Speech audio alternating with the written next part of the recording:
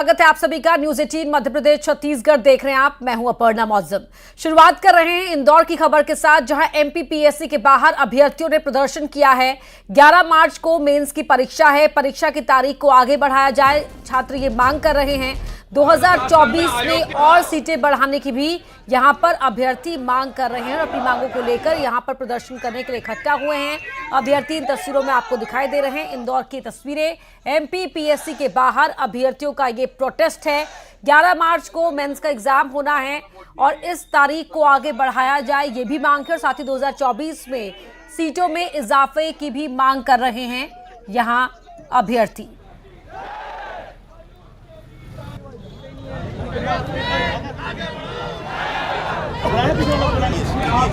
11 मार्च से मुख्य परीक्षा अभी स्थगित करो और अपनी मांगों को लेकर तमाम अलग अलग जो बैनर्स लेकर यहां पर बैठे हुए हैं। मिथिलेश गुप्ता हमारे सहयोगी इंदौर से लाइव जुड़ रहे हैं। मिथिलेश, जरा बताएं कि अभी वहां पर क्या स्थिति है और छात्रों की मांगों को लेकर क्या कोई आश्वासन, कोई बातचीत अब तक वहां पर शुरू हो पाई है?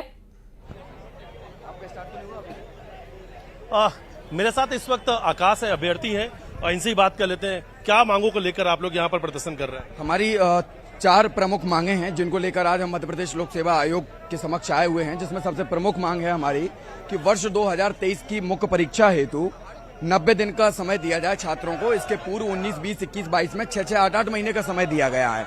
इसलिए हम लोग मांग कर रहे हैं कि कम से कम 90 दिन का समय दिया जाए। मध्य प्रदेश की बीजेपी सरकार ने चुनाव के पूर्व वादा किया था कि हम 2.5 लाख पद भरेंगे। मोदी जी की गारंटी है, लेकिन चुनाव के पश्चात सबसे पहले राज्य सेवा भर्ती परीक्षा 2024 का विज्ञापन जारी किया गया। मात्र 60 पदों के साथ विज्ञापन जारी किया। जहां पर 4 लाख पद भरे जाते हैं, वहां पर केवल आप 60 पद निकाल रहे हैं। मामूली सी 50 पदों की वृद्धि के साथ 110 पद किए आपने। हमारी मांग है कि 500 पदों को किया जाए, अन्यथा छात्र यहीं पे बैठे रहेंगे। 13% का रिजल्ट अभी तक लटका के रखा है। ओबीसी आरक्षण का मामला कोर्ट में लंबित है। वर्ष 2019 से 2024 हो गई। मध्य प्रदेश की बीजेपी सरकार किसी भी प्रकार से गंभीर नहीं है कि ये मामला सुलझ जाए। तो मिथिलेश, यहाँ पर साफ लग रहा है इन छात्रों के तेवर को देखकर कि अभी जब तक इनकी मांगों पर कार्रवाई नहीं होगी ये हटेंगे नहीं। बहुत शुक्रिया फिलहाल आपका इस पूरी बातचीत के लिए। बढ़ते आगे बात कर लेते हैं बिलासपुर की, जहां वकील के साथ पुलिस वालों ने मारपीट की है। घर से निकालकर वकील को बेरहमी से मारा पीटा गया है। मारपीट का ये वीडियो सामने आ गया है। जो साथी वकील हैं वो इस घटना से बेहद नाराज है और नाराजगी को जाहिर करने के लिए वकीलों की ओर से एसपी कार्यालय का घेराव भी किया गया। बड़ी खबर आपको बता रहे हैं बिलासपुर से, जहां पुलिस वालों ने वकील के साथ मारपीट की। घर से निकालकर वकील को बुरी तरह से मारा पीटा गया है। ये वीडियो भी आप देख पा रहे हैं और इसी बात से नाराज वकीलों ने एसपी दफ्तर का घेराव किया। ये देखिए किस तरह से ले जा रहे हैं जबरन अपने साथ वो वकील है और पुलिस वाले इस तरह से घर से निकाल कर ले गए और बेरहमी से मारा पीटा है। ये वकील और वकील के परिवार ने आरोप लगाया है पुलिस वालों पर।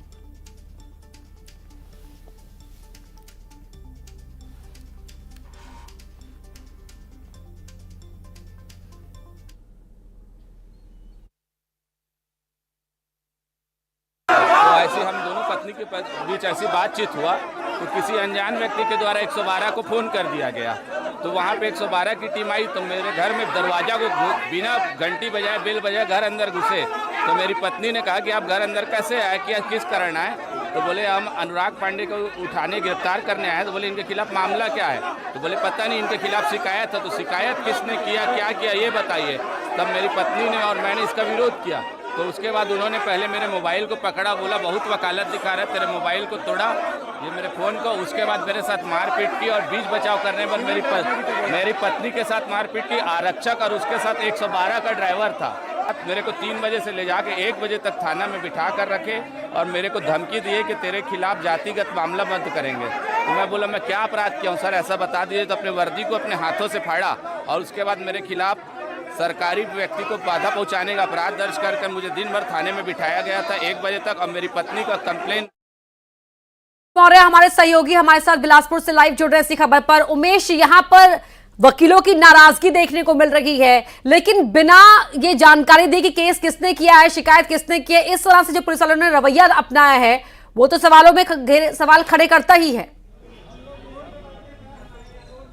देखिए अपर्णा, ये पूरा मामला कल 3 बजे का है और जब जो अनुराग पांडे और उनकी पत्नी, इन दोनों के बीच किसी बात को लेकर विवाद हुआ था, जिसकी सूचना किसी ने डायल 112 को दी थी। मौके पर डायल 112 पहुंची थी और जो झगड़ा हो रहा था उसको सुलझाने की कोशिश कर रही थी, ऐसा पुलिस वालों का कहना है। लेकिन इस बीच जो है दोनों जो पति पत्नी है उनके बीच समझौता हो गया था, लेकिन उसके बावजूद जो है जो पुलिसकर्मी वहां पर पहुंचे हुए थे डायल 112 के, विश्व दीपक कुटे, और ये इन्होंने क्या किया कि उसके पति को बाहर खींच कर ले जाते हुए दिखाई दे रहे होंगे, सीसीटीवी में देख सकते हैं। जबकि दोनों पति पत्नी के बीच सहमति बन गई थी और किसी बात को लेकर वो पुलिस थाने तक नहीं जाना चाहते, लेकिन जबरदस्ती उन्हें ले जाया गया, ऐसा आरोप इन प्रार्थियों का है। और उसके बाद उन्हें 3 बजे से लेकर रात 1 बजे तक बैठा दिया गया। इसके साथ ही पुलिस की कार्रवाई पर खलल पैदा करने के मामला भी उसके ऊपर दर्ज किया गया। लिहाजा जो नाराज जो वकील है वो आज एसपी कार्यालय का घेराव कर दिया है। लगभग 150 से भी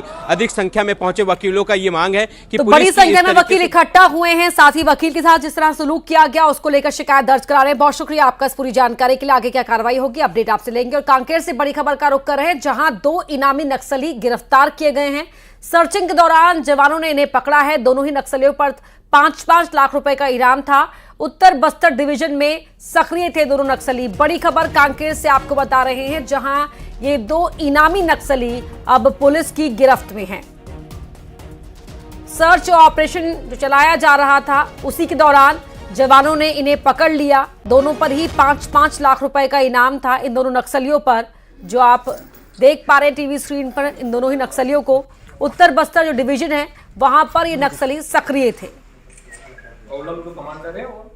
पुलिस के द्वारा लगातार नक्सल विरोधी अभियान चलाए जाते हैं, जिसमें डीआरजी और बीएसएफ के द्वारा नक्सल विरोधी अभियान के दौरान 2 नक्सली कमांडर विनोद अवलम जो कि समन्वय टीम कमांडर के रूप में काम करता है, और आशु कोसा जो कि समन्वय टीम डेप्यूटी कमांडर के रूप में काम करता है, दोनों 5-5 लाख के इनामी है। खेम नारायण हमारे सहयोगी लाइव जुड़ रहे हैं हमारे साथ। खेम नारायण, कितनी बड़ी कामयाबी कह सकते हैं इसे पुलिस के लिए?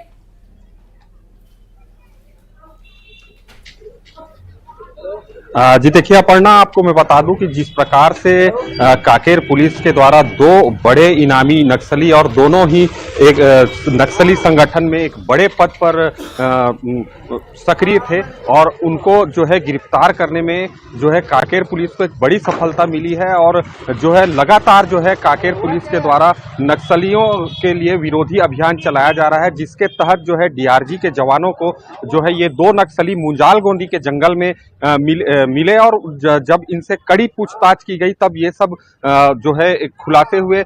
इसमें से जो विनोद अवलम है वो कमांडर है और जो आशु को जो है नक्सली वो डिप्टी कमांडर है, और काफी सारे बड़े संगीन मामले इन पर जो है कांकेर पुलिस ने दर्ज किए हैं और बड़ी बड़ी घटनाओं में ये जो दोनों बड़े ये कहा जा सकता है कि कांकेर पुलिस के लिए ये एक बहुत बड़ी सफलता है। जी बहुत धन्यवाद आपका इस जानकारी के लिए खेम नारायण। बढ़ते आगे बात ग्वालियर की कर लेते हैं, जहां एक भीषण सड़क हादसा हुआ है। तेज रफ्तार कार ने यहां बाइक सवार को टक्कर मार दी। टक्कर में बाइक पर सवार शख्स घायल हो गया और ये पूरा जो हादसा हुआ वो वहां लगे सीसीटीवी में रिकॉर्ड हो गया। फरार कार चालक की तलाश कर रही है पुलिस। बड़ी खबर ग्वालियर से आपको बता रहे हैं किस तरह सड़क पर यह एक्सीडेंट हुआ है। आप इन तस्वीरों में देख सकते हैं, वहां लगे सीसीटीवी में ये घटना जो है वो रिकॉर्ड हो गई। टक्कर में बाइक सवार जख्मी हो गया, तो वहीं कार ड्राइवर की तलाश कर रही है पुलिस, जो भी फिलहाल फरार बताया जा रहा है।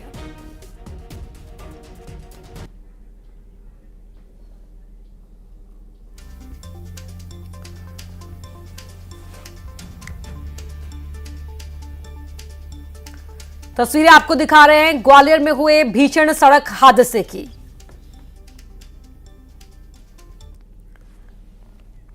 सागर से बड़ी खबर आपको बता रहे हैं, जहां बच्चे की मौत के बाद परिवार ने हंगामा किया। परिवार ने सड़क पर जाम भी लगा दिया। सड़क हादसे में बच्चे की मौत हो गई थी।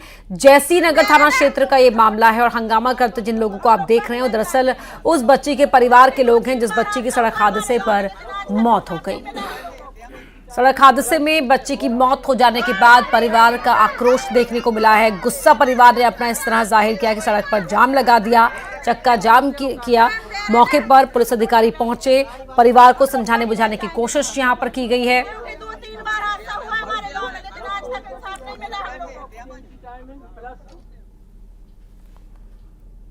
तो कई बार हादसे हो चुके हैं इससे पहले भी यहाँ पर, और हर बार कहा जाता है, आश्वासन मिलता है, लेकिन होता कुछ नहीं।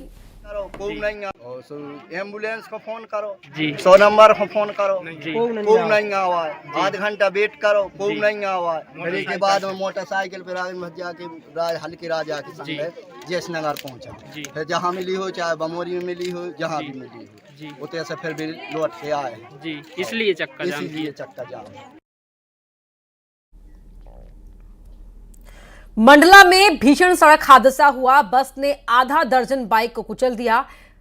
कन्या हायर सेकेंडरी स्कूल के पास ये हादसा हुआ, जहां हादसे के दौरान छात्र मौजूद नहीं थे। महाराजपुर पुलिस जांच कर रही है। तो आधा दर्जन बाइक यहां पर खड़ी थी, उन सभी बाइक को कुचलती हुई ये बस आगे निकल गई। मंडला में यह हादसा हुआ है। गनीमत रही कि हादसे के समय सिर्फ बाइक वहां पर थी, बाइक सवार नहीं थे या छात्र नहीं थे। फिलहाल पुलिस जांच करे कि आखिरकार क्या जो ड्राइवर था वो नशे में धुत था, क्या वजह थी हादसे के पीछे।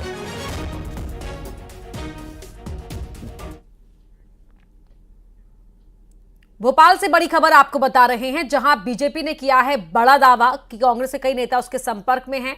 कांग्रेस के कई बड़े नेता बीजेपी में शामिल हो सकते हैं।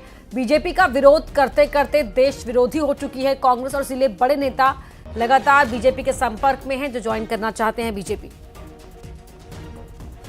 भारतीय जनता पार्टी जिस राष्ट्रवाद की नीति और विकासवाद की नीति लेकर आगे बढ़ रही है और देश को आगे ले जाने का जो काम कर रही है, इस नीति के साथ जो भी व्यक्ति किसी भी दल में हमारे विचार के साथ जुड़ना चाहता है उसका स्वागत है, लेकिन इस विचार के साथ आना होगा और जनता के बीच रहकर काम करना होगा। और इस नीति को आत्मसात करते हुए विकास की अवधारणा जो भारतीय जनता पार्टी चला रही है और जो विकास में देश को आगे ले जाना चाहती है। वासु हमारे सहयोगी भोपाल से हमारे साथ लाइव जुड़ रहे हैं। वासु, ये बड़ा दावा बीजेपी की ओर से किया जा रहा है, दावे का आधार क्या है? निश्चित तौर पर देखिए, जिस तरह से विधानसभा चुनावों में कांग्रेस को असफलता मिली और उस असफलता के बाद जब कांग्रेस की तमाम सारी बैठकें हुई तो उसमें भी एक बड़ा असंतोष जो है वो कहीं ना कहीं उभर कर सामने आया था। और कांग्रेस के नेताओं ने ये बात कही कि पार्टी में कुछ चीज़ें ऐसी हैं जो बेहतर नहीं हो पा रही हैं, इसलिए हमें पार्टी का दामन छोड़ना पड़ा है। जिन लोगों की ओर से जिन लोगों ने पार्टी छोड़ी है उनकी ओर से ये तमाम सारी जो बयान है वो सामने आए थे। और बीजेपी का दावा यही है कि कांग्रेस लगातार विफल हो रही है और कांग्रेस में जो अच्छे नेता हैं उनकी पार्टी में कद्र नहीं की जाती, इसलिए वो हताश और निराश होते हैं। और लगातार बीजेपी जो अच्छे काम कर रही है, जनहितैषी काम कर रही है, पीएम मोदी के नेतृत्व में जिस तरह से लगातार विकास के काम जो हैं वो किए जा रहे हैं, राष्ट्रवादिता के जो काम है वो किए जा रहे हैं, उनसे जो कांग्रेस के नेता प्रभावित हो रहे हैं वही नेता प्रभावित होकर बीजेपी में आ रहे हैं। और ऐसे नेताओं का हम लोग स्वागत करने के लिए पूरी तरह से तैयार हैं। लेकिन अगर बीजेपी में आते हैं तो बीजेपी के विचार को अपनाना होगा और बीजेपी की जो राष्ट्रहितैषी नीति है उस पर चलकर काम करना होगा, जनता के बीच रहना होगा। ये दावा बीजेपी की ओर से लगातार किया जा रहा है। और आप देख भी रहे हैं जिस तरीके से कल तस्वीरें सामने आई, उसके पहले तस्वीरें सामने आई लोकसभा के चुनाव को लेकर। अब कभी भी जो घोषणा है वो हो सकती है और उसके पहले ये दल बदल का पूरा जो एक सिलसिला है वो शुरू हो गया है। लेकिन अभी तक जो नेताओं के नाम सामने आए जिनने दल बदल किए हैं वो ज्यादातर लोग बीजेपी में जाने वाले नाम जो है वो सामने आए हैं। कांग्रेस का रुख करते हुए फिलहाल जो नेता है वो नजर नहीं आ रहे और इसके पीछे की वजह भी जो है वो अपर्णा बहुत ज्यादा स्पष्ट जो है वो नजर आती है, क्योंकि विधानसभा के चुनाव में बीजेपी ने प्रचंड बहुमत के साथ मध्य प्रदेश में सरकार बनाने का काम किया है। और अगर आप मौजूदा समय में भी पूरे देश भर के हालात देखते हैं तो बीजेपी जो है वो मजबूत नजर आ रही है और विपक्ष अब भी एकजुट होने की कोशिश में लगा हुआ है। जी वासु, बहुत शुक्रिया आपका इस पूरी जानकारी के लिए। वासु हमारे सहयोगी पूरी घटना की जानकारी दे रहे थे। फिलहाल यहाँ रुक रहे हैं, छोटे से ब्रेक के लिए, जल्द लौटते हैं।